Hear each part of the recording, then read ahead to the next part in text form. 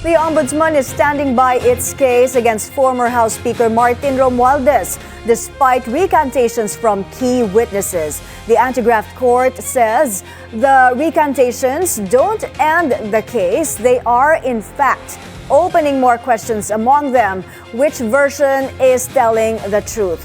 Kumuha tayo ng detalye kay John Riz Calata. John Riz, ano ang update dito sa kaso ng Ombudsman?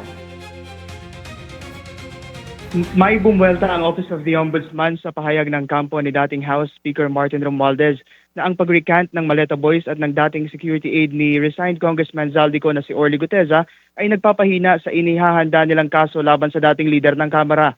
Ayon sa Ombudsman, ang pagbawi ng testimonya o recantation ay hindi nagsisilbing eraser o pambura sa mga naunang pahayag. Sa halip, itinuturing nila itong dagdag na ebidensya kung saan ang dalawang magkasalungat na pahayag ay paghahambingin at susuriin para matukoy kung alin sa mga ito ang totoo. Isa rin nila itong malinaw na indikasyon na isa sa mga salaysay ay kasinungalingan lamang. Nanindigan ng Ombudsman na dapat imbestigahan kung alin sa mga pahayag ang tunay na pinaninindigan ng mga testigo. Kinwestiyon din ng anti-graft body kung bakit nagtago umano ang recanters. Gayon din ang mga kumakalat na ulat na may mga nagaganap umanong bayaran para himukin ang mga bumaligtad ang mga testigo.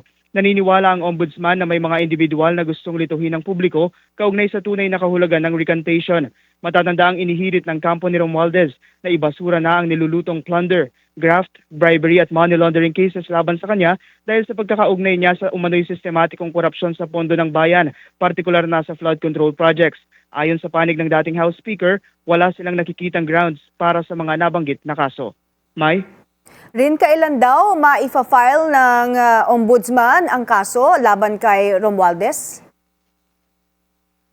May sa ngayon, wala pang specific date na tinukoy ang Ombudsman on when will they be filing the case against Speaker Romualdez sa Sandigan Bayan. Pero sa ngayon, nasa preliminary investigation stage na to. Although, wala pa rin confirmation if nakapag-submit o magsasubmit ng reply affidavit ang Ombudsman sa counter at supplemental counter affidavit ni Romualdez. May? Maraming salamat, John Riz Calata, nag-uulat.